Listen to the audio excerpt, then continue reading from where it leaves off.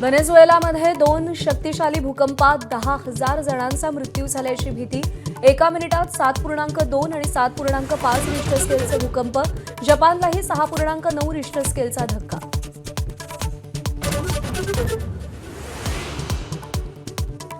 महाविकास आघाडी म्हणून आपण खरंच एकत्र आहोत का? उद्धव ठाकरेंचा महाविकास आघाडीच्या बैठकीत सवाल। बैठकीला शरद पवारांसह महाविकास आघाडीचे 60 पैकी 23 आमदार गैरहजर।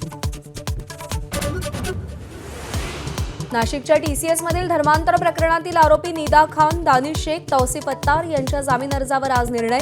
जामीन मिळणार की कारागृहातला मुक्काम वाढणार याकडे लक्ष।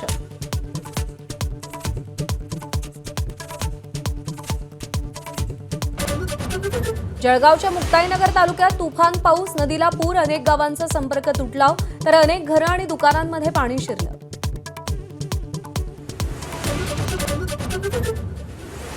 परभणी जिल्ह्यातही मुसळधार पाऊस, पहिल्याच पावसात ओढे नाले तुडुंब, शेतजमीनही खरडून गेली।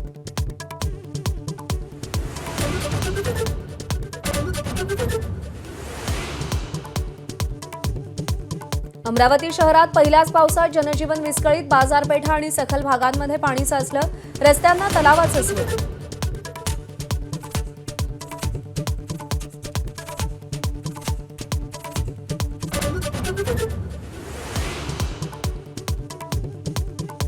आज राज्यातल्या 5 जिल्ह्यांना पावसाचा हवामान विभागाकडून ऑरेंज अलर्ट। पुणे, सातारा, लातूर, धाराशिव, यवतमाळ आणि चंद्रपूरमध्ये पावसाचा अंदाज।